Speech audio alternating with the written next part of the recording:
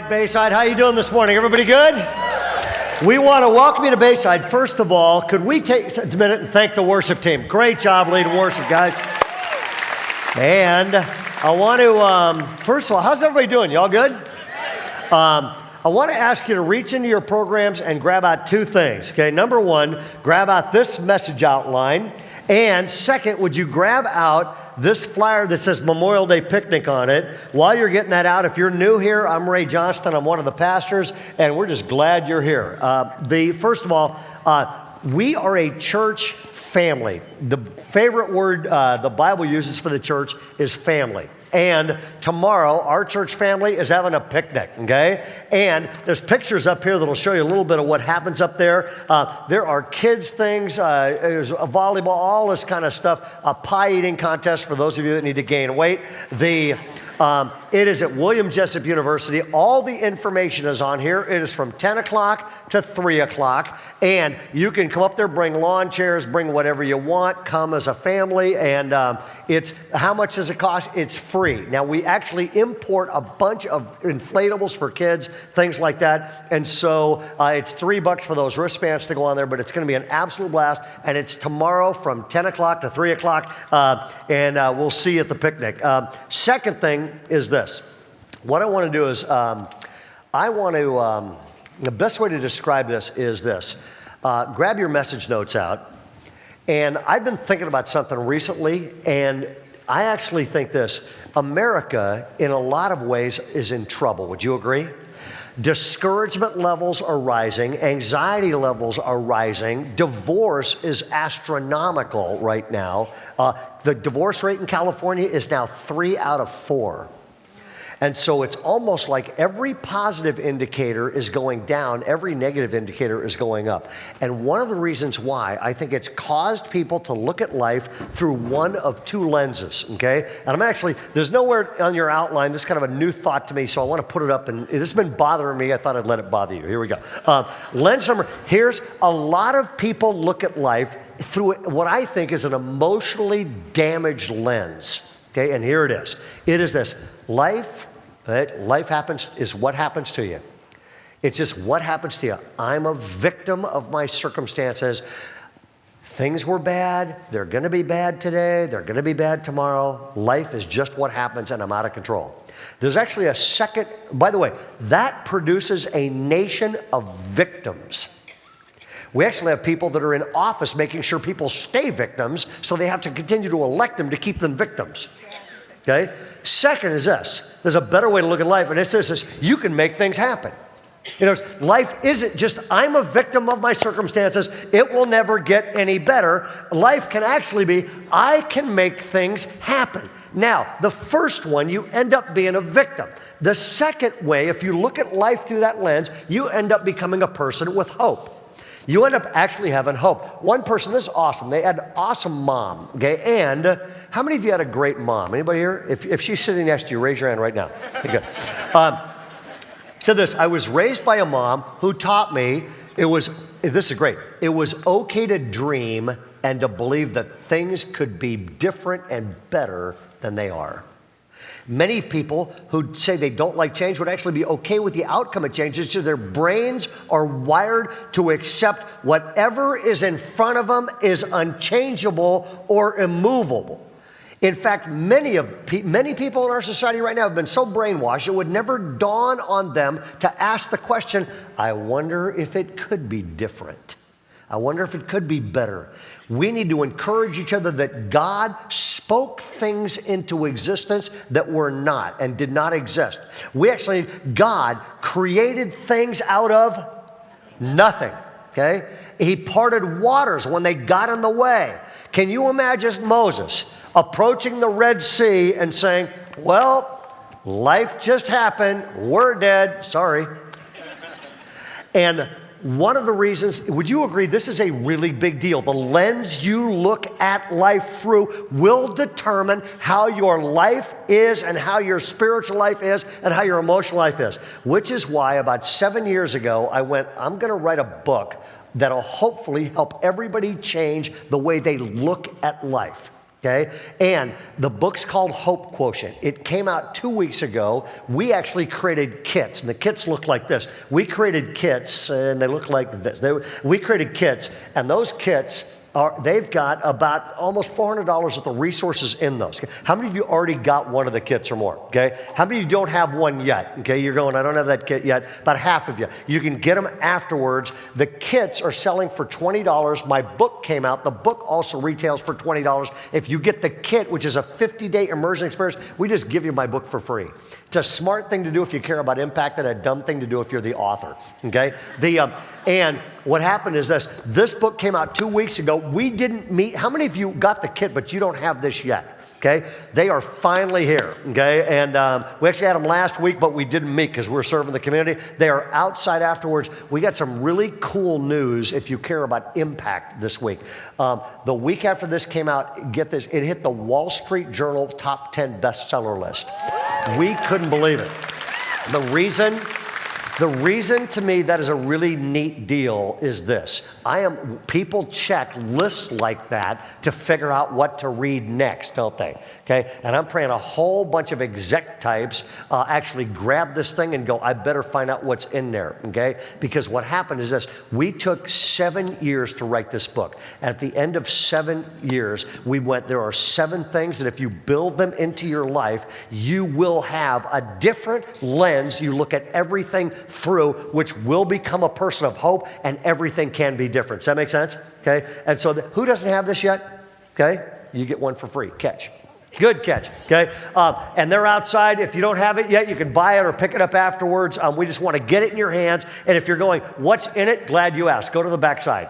Back page, the first 3 weeks we just wrapped up. Week number 1 is you'll look at life differently if you recharge your batteries, because nobody does well running on empty. Second is raise your expectations, which live by faith instead of by fear. Third is this, refocus on the future, because nobody goes forward well when they are looking back. And this week is this, play to your strengths. Now, go to the front page there, and I want to start by telling you a quick story. Just everybody look up here. My life changed in a seminary classroom in Pasadena, California, about a long time ago, in the 1910s. And a professor changed the course of my life, and I have never recovered with one line. This professor got up in front of our class, and the professor said, ladies and gentlemen, if you want to have an exciting life, I have the secret. If you want to have a life of impact, I have the secret. If you want to have a life where you're going, I loved what I did and how I did it. If you want to have a life of maximum impact, he goes, I've got the secret. Write this down. And then he said, and by the way, if you don't do this, you will be mediocre. You will live a mediocre life. And at the end of your life, you will have a pile of regrets on your deathbed because you didn't do this one thing. I'm going, what in the world is this? I whip out a pen, and he changed the course of my life with one line. He said, if you want to have an exciting life, here it is. Find out what your God-given gifts are, and then build your whole life around them. Anything else will lead you right down the road of mediocrity. People, that changed the course of my life, and I want to give you 5 reasons why this matters. Now, I want to warn you today, okay? I'm going to come out swinging, and I'm going to dump a ton of Bible content on you. So occasionally, I'm going to make sure you're still tracking. So I'm going to say, are you still with me? And you will say, yes, even if you've fallen asleep. Wake your husband back up and make him say yes, okay? So I want to try this. Are you all still with me? Yes, good. Here we go, okay? Want to give you 2 great verses about it. Get ready to circle some words, okay? Week number 4, play to your God-given strengths. 1 Corinthians chapter 12, verse 1 says this, now, about spiritual gifts, brothers and sisters, I do not want you to be, circle the word unaware, okay? Danger number 1 is, I don't even know what my spiritual gifts are, okay? Or, I know what they are. Here's the second danger. 1 Timothy 4, do not Circle the word neglect. Do not neglect the spiritual gift within you. He says, man, I've got to be aware of what they are, and then I've got to develop my life not neglecting them, but using them. Now, what are the benefits of spiritual gifts? I want to give you 5 reasons discovering and developing your spiritual gift is so prevalent in the Bible, and God wants you to get into this. Number 1 is this. Discovering your spiritual gifts helps you reach your God-given potential. It helps you reach your God-given potential. And by the way, not discovering them will limit you for the rest of your life. It'll limit you for the rest of your life. Acts chapter 13 says this, David served God's purpose in his generation. Now, we are called to serve God's purposes by discovering how he's wired me and then using those to make things change, okay? Now, I want to try a little experiment here, okay? Y'all got your outline out. Take your pen and in the left box, right on that point, write your first and last name. Go ahead. Right now, just write your first and last name in that box. All right, everybody got that? Now, what I want you to do is this. Take your pen and switch hands. Now, write your first and last name. Go for it.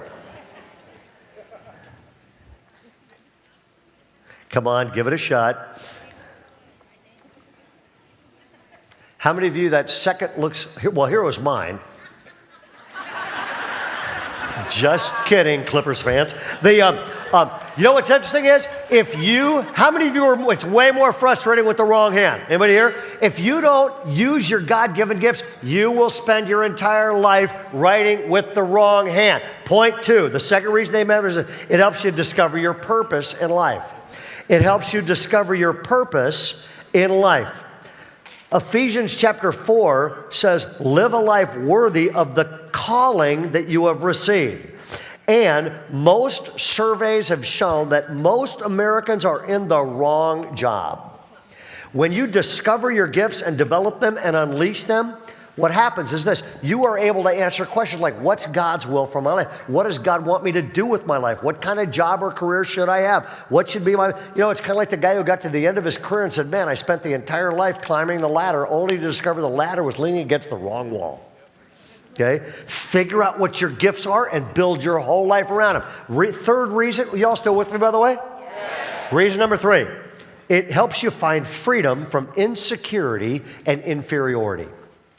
It helps you find freedom from insecurity and inferiority. A lot of folks, when the minute I bring this up, most of us in here go, oh gosh, I don't feel nearly as gifted as other people. I probably don't even have any spiritual gifts. When God was passing them out, he skipped me. Check this verse out. 1 Peter 4:10, as each one, circle the word each one, has received a special gift, employ it in serving one another.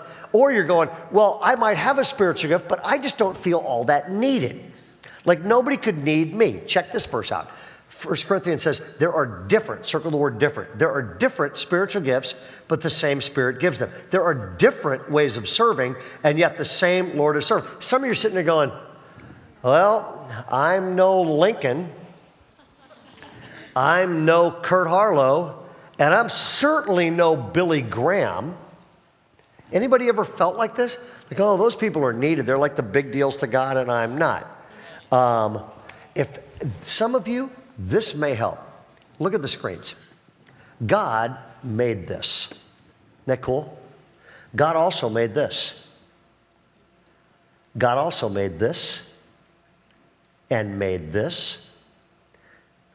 Isn't that incredible? Don't you wish you were there? And me too. And God made this. And God made this. It's actually the outskirts of Fresno, California. And God made this. Magnificent. And God Almighty made this. And God made you. And God, the same designer, the same God made you and has given you gifts. And when that dawns on you for the first time. It will change how you look at God, how you look at yourself, how you look at what you can make happen. That same God made you. But some of you go, well, yeah, but I just am like, I'm not an upfront person. I don't think I could ever be used by God to change the world, okay? I was speaking last week at Regent University in Virginia, training pastors. And near there, a few years ago, a revival took place. And what happened is it was one of those big old outdoor tent revivals. Two 14-year-old boys heard all this music and noise. So these two 14-year-old boys walked up, and then they realized, oh, it's a church service. And so they spun around to leave. And an usher who saw them as these boys were walking away, this usher chased them down. Okay, and he goes, hey guys, what's that? And they went, well, we didn't really see any seats. The guy goes, hey, I'm the usher. I can help you find some seats. Well, we're really kind of not into that. And the usher said, you guys might actually like this more than you think. It's pretty cool. You should at least come check it out. So the usher sort of walks these boys back in, helps them find a seat, and the service goes on. The speaker that night had a really interesting name. His name was Mordecai Ham. Okay, now what's interesting is this. Mordecai Ham spoke that night. Mordecai never had a book deal, never had a TV program, never was invited to the White House. Nobody ever named their kid after Mordecai Ham. Any of you name your kid in here Mordecai or Ham? That nobody ever named their kid. Anybody name a pet Mordecai or Ham? Nobody named their kids. But you know what's interesting is this usher brings these two kids hear Mordecai Ham speak, and at the end of his deal, both 14-year-old boys walk to the front of this tent and they give their hearts and lives to Jesus Christ. And what happens is this. One of those boys just happens to be a young man named Billy Graham. And the other teenager was his lifelong friend, Grady Wilson. And together they launch a thing called Youth for Christ International. And then they launch the Billy Graham Evangelistic Association, through which Billy Graham has spoken. I have a picture, through which Billy Graham has spoken to more people than any human being in the history of the world. More people become Christians because of Billy Graham than any human being that ever lived. And what's interesting is this, the world impact of those skinny teenagers happened all because of one guy who almost nobody's ever heard of. And his name was? No, not him. All that happened because of the usher. Isn't that awesome? All that happened. Raise your hand if you've ever ushered. Raise your hand if you've ever taught a kid's Sunday school class. Raise your hand if you ever served somewhere and went, I don't think that made a big difference. Okay? You never know what God is going to use your life to change the world. The first guy I'm looking up when I get to heaven is the usher. Okay? I got to keep moving. Y'all still with me, by the way? Good. Reason number 4 is this. It helps keep you, when you know what your gifts are and you use them, it keeps you motivated and it keeps you encouraged. Fact is, here's a great verse. Let us not become weary in doing good. And you won't, and you will reap a harvest if you don't give up. You know what the problem with being an adult is? By the time you're an adult, you have a longer list of what you're bad at than what you're good at. Would you agree? So for example, I just started making a list. What am I really not good at? It was easy. Accounting, architecture, archaeology, astronomy, agriculture, things I'm not doing with my life. Animation, art, aviation, and that's only for starters, brought to you by the letter A. Nothing is more draining and discouraging than doing things you're not gifted by God to do. Would you agree? And so I speak at this pastors conference last week. That was a blast. And afterwards, I'm in a question and answer thing with a whole bunch of pastors. And somebody said, I got a quick question. How many services do you have on weekend? And I went, well, we have all these different sites, but on our campuses, on our campus in Granite Bay, we have 8 services, 6 of them live and 2 of them in the video cafe. Hey, everybody in the video cafe. And then they're piped down to Folsom and stuff like that. But I said that we have 6 live services, 2 on Saturday night, 3 on Sunday morning, and 1 on Sunday night at 7 o'clock. And somebody goes, aren't you dead at the end of that? And I went, no, actually, as the weekend goes on, I actually get more fired up about what I'm saying because it grips me. And they were like, really? And I said, yeah. I said, I feel sorry for the people coming on Saturday night because I'm not even amped up yet. And by about 7 o'clock tonight, I'll be ready to go. And they went, so you have more energy after speaking 6 times. And I said, I have more energy after speaking 6 times than I would if I had to do your accounting books for 30 minutes. How many of you know exactly what I'm talking about? Because when you're doing what God wired you to do, it recharges your batteries. And when you're doing stuff that God's not wired you to do, 30 seconds of it is draining and you're done. Okay? I got to keep moving. It helps you when you discover your gifts. It keeps you motivated, keeps you encouraged. And number 5, discover and develop your gifts is by far the best way to change the world. Want to change the world? Discover your gifts, develop your gifts, and put them into practice. I love this. Jesus said, when you produce much fruit. Okay, by the way, this is a great word. Have you ever heard anybody criticize a church for getting big and having a lot of fruit? Jesus said this, when you produce much fruit, my Father is honored and he's glorified. And what I want to say is this, before we go on, I want to cement this in your heads, okay? Why does the Bible talk so much about spiritual gifts? Why do you have to discover, develop, and deploy your spiritual gifts? Because it is the only way you reach your God-given potential. You discover what God wants you to do with your life. You find freedom from insecurity and inferiority. It keeps you motivated and encouraged, and it is the best way to change the world. Question is this, how do I discover them? How do I develop them? And how do I deploy them? Okay, go to the next page, okay? And I'm going to cover a ton of verses and about 20 more points. So are you all still with me? Yes. Good. Here's the deal. I heard Chuck Swindoll say one time, he goes, the job of a pastor is to feed the flock of God on the weekend. This is going to be like force feeding. Okay? You're going to walk out of here well fed, but you're going to have indigestion. I'm just warning you. Okay? And so here, I'm going to try to cover an overview of everything the New Testament says about spiritual gifts in 5 questions. Question number 1, here we go. Does every Christian, without exception, have at least one gift? Does every Christian, without exception, have at least one gift? Well, where do you find the answer to that? 1 Corinthians chapter 12. Now to each one, circle the words each one, turn to the person next to you and say, that means you.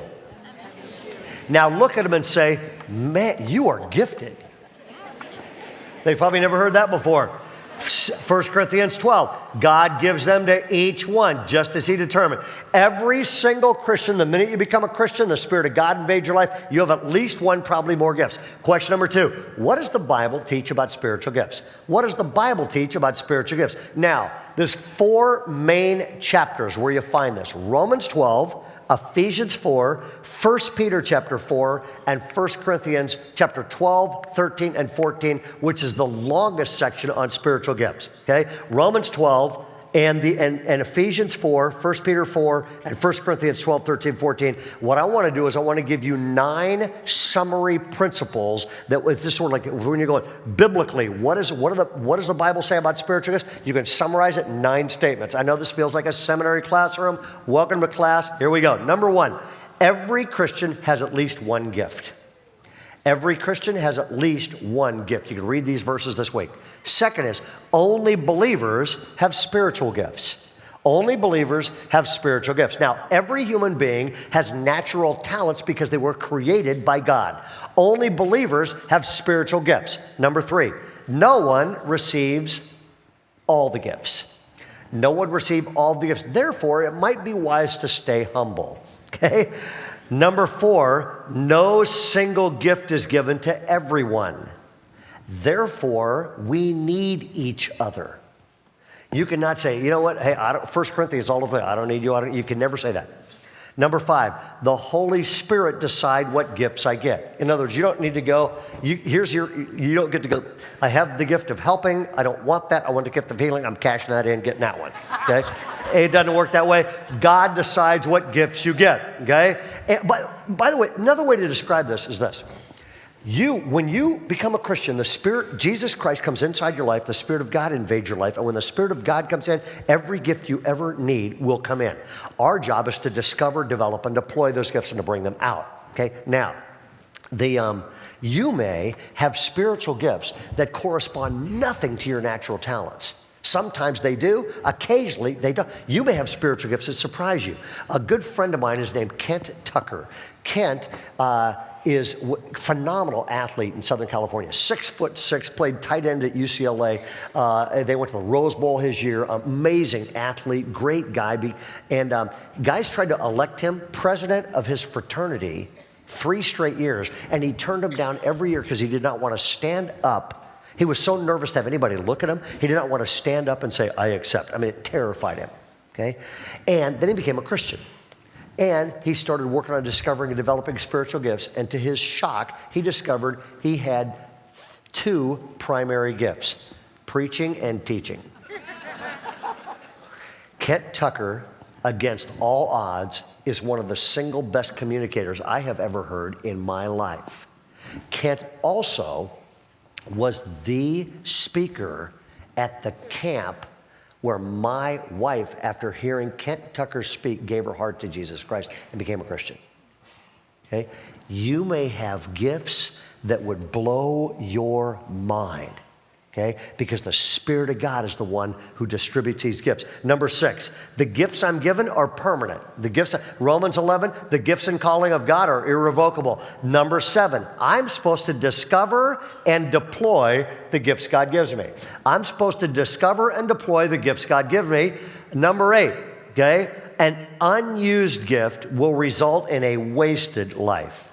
An unused gift tragically leads to a wasted life. And number 9, using my gifts actually honors God, and this is cool, and it grows me. When you use your gifts, God is honored, but you grow as a person as well. Now, Chuck Swindoll looked at the whole subject of spiritual gifts, and this is so good. I'm going to put it on the PowerPoint. Check it out. Everyone has some gift, therefore all should be encouraged. Isn't that cool? Second, no one has all the gifts, therefore everybody should be humble. All gifts are for the one body, therefore all should be harmonious. Okay? All gifts are from the Lord, therefore all should be contented. All gifts are needed. By the way, all gifts are needed. The danger of you walking into a church this size is you look around and go, oh, I should probably go somewhere else. God would not have brought you here if you weren't needed here. Okay, check it out. Whoops, back up. There we go. All gifts are needed, therefore all should be faithful to discover, develop, serve. And then all gifts depend on His Spirit for power, therefore everybody should keep in close touch with Him. Okay, question number 3. Y'all still with me, by the way? Yes. Good. Here, just the stands. Are y'all still with me? Yes. Glad to hear it. Here we go. Question number 3. What are the spiritual gifts? Now, there's at least 20 different gifts described in the New Testament, and I broke them into 5 categories that spell the word gifts, okay? Some of these gifts group up in a group, and they're called guiding gifts. Now, guiding gifts make things happen, okay? And they are things like this: pastor, teacher, apostleship, which is really the gift of launching new things and blazing new trails. The gift of leadership, which is making sure everything goes forward. And the gift of administration, which is making sure the wheels don't fall off. Okay? Now, I'm going to give you 5 R words to write in. Okay? Guiding gift, the number one thing these people are interested in, if you have these gifts, are results. They're interested in results. They're going someplace. They're results-oriented people. If you were a car, you'd be a Mack truck if this is you, okay? These are results-oriented people. Watch this. Raise your hand if you're kind of wired and you're a results-oriented person. Where are you, okay? Your gifts may be in this area. Okay, now, second kind of gifts are different, and here they are. They're influencing gifts, and they communicate God's word. Okay, and they communicate it to individuals or small groups or to larger groups, and they're gifts like this: evangelism and teaching and preaching. And these people, if you're taking this down, write this down: recognition. They're not afraid to talk. They're not afraid to share. They don't mind being in front. They're recognition gifts, okay?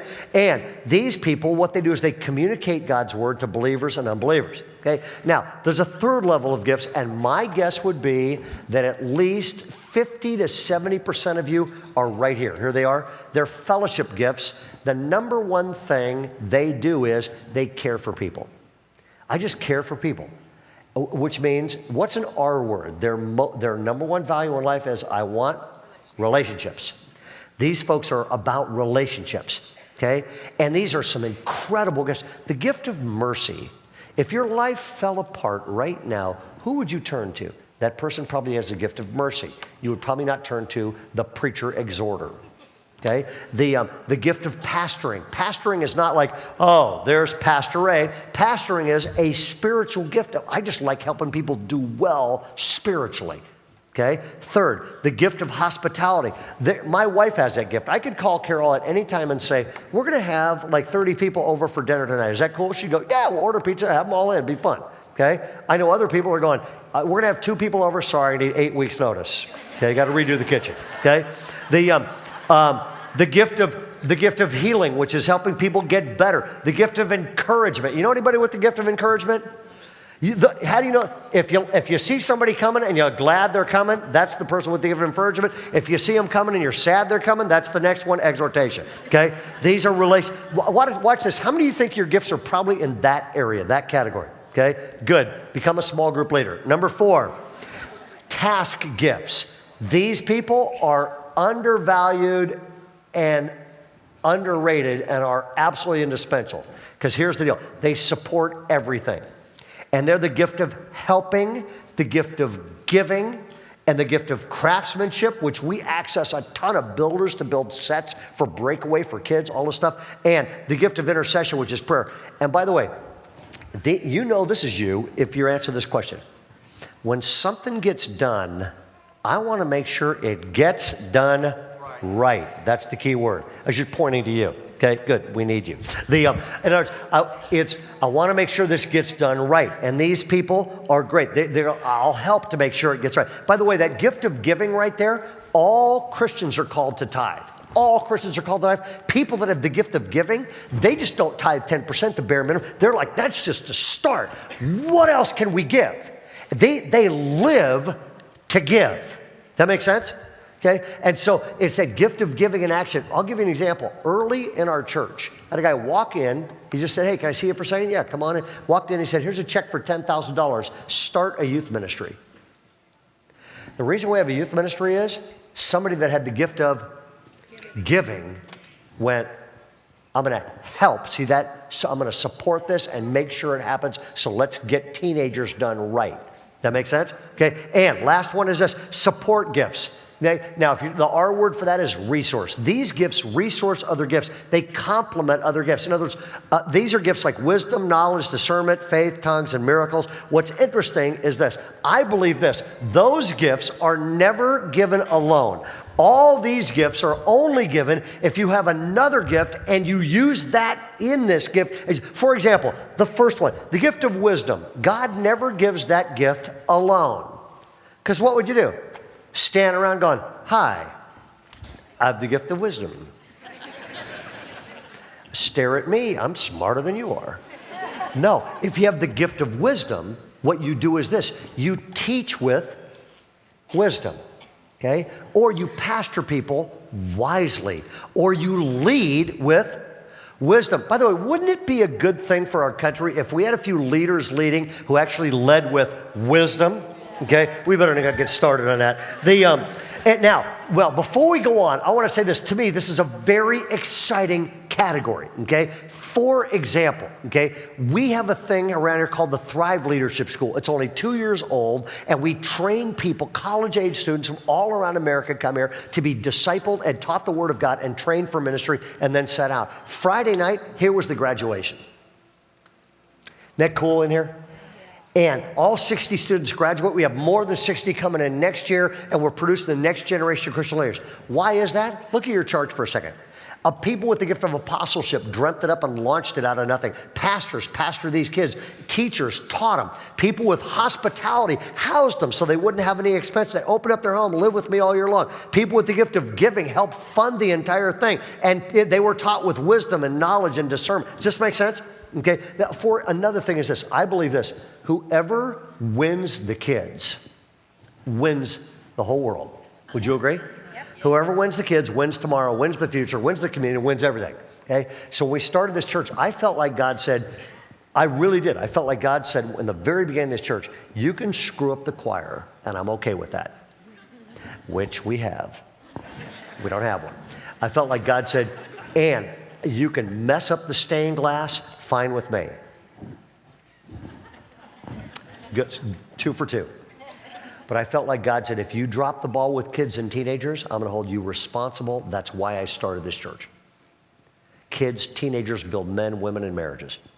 And you know what's interesting? So we went, okay, well, if we're going to reach kids early and before they get in trouble, it's going to be an all-church massive effort, which means our staff serves, our people all serve, and we went, when are kids most available? During the summer. And so we do a thing around here called Breakaway during the summer. It reaches more kids. We have pastors from all over the country fly in just to see Breakaway, to take it now and do it. There's a Breakaway above Seattle now, in the largest church north of Seattle. I mean, there's unbelievable stuff that goes on. Here's a picture of last year, just one of our Breakaways last year. Does that not do your heart good to see that kind of thing? Kids being taught what it means to know Christ and be God-honoring and hopefully have that face thing. Now, you know what's interesting is this year's Breakaway, we have like 38 different kinds of camps in the summer for kids. Last year, how many adults do you think volunteered and served at Breakaway? What do you think it takes to pull off a Breakaway? 1,906 volunteers.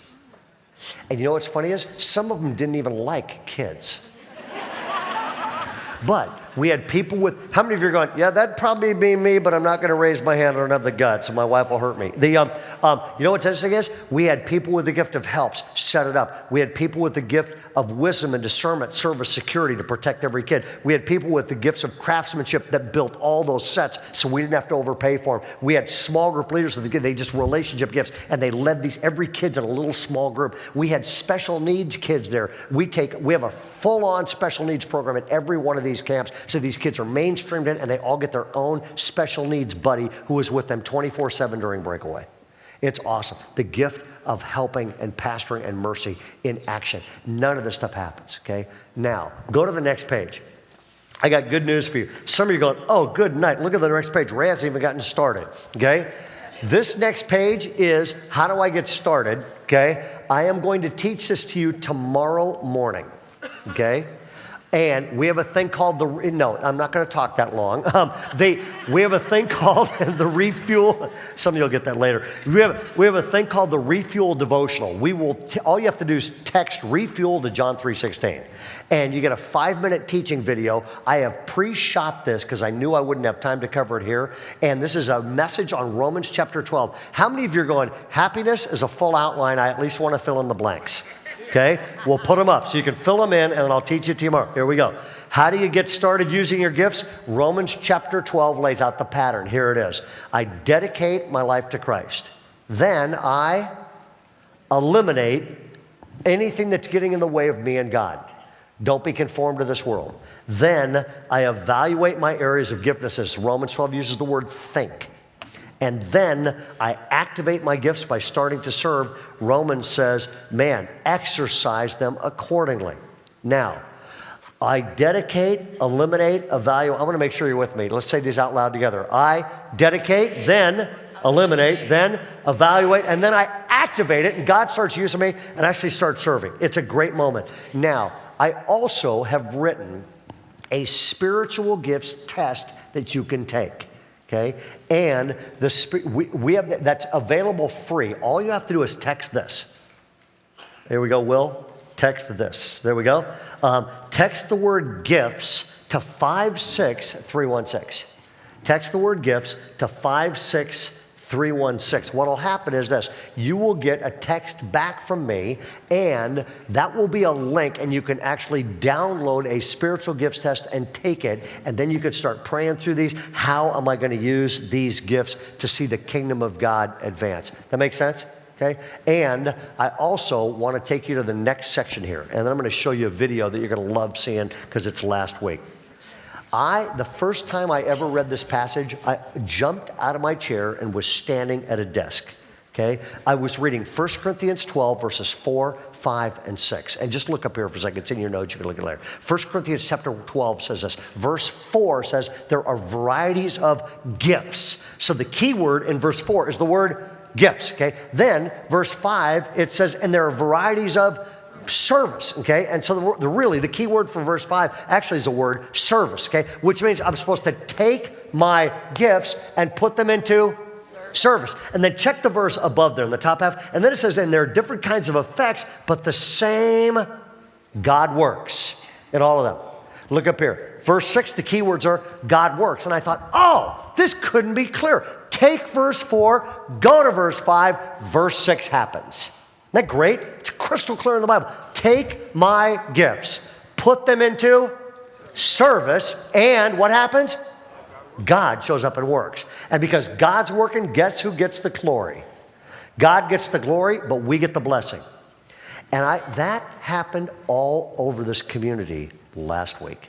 Last week, we shut our church down, and a ton of you took your gifts and put them into service, and here's how God worked. Check this out.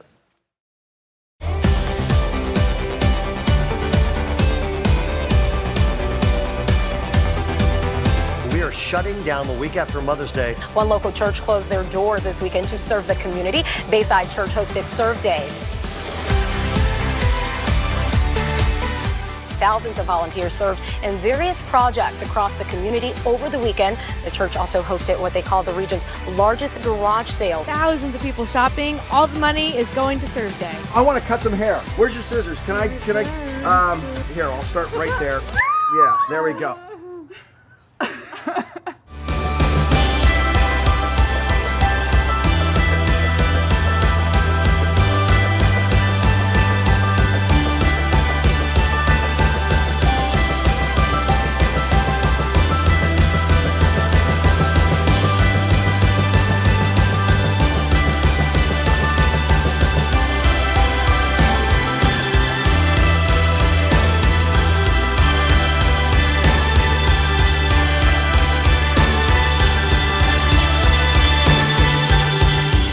Due to the drought here in the Sacramento region, the schools were mandated to have a 20% reduction in their water usage. So what a perfect time for Serve Day.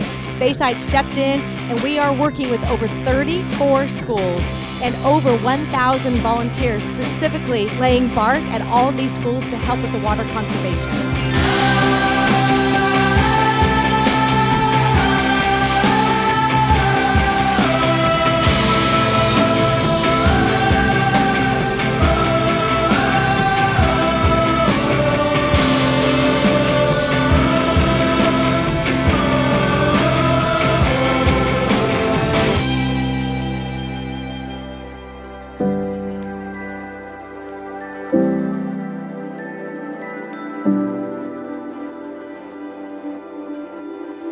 Why are we out here today? To spread the gospel and be the church and make this world a better place.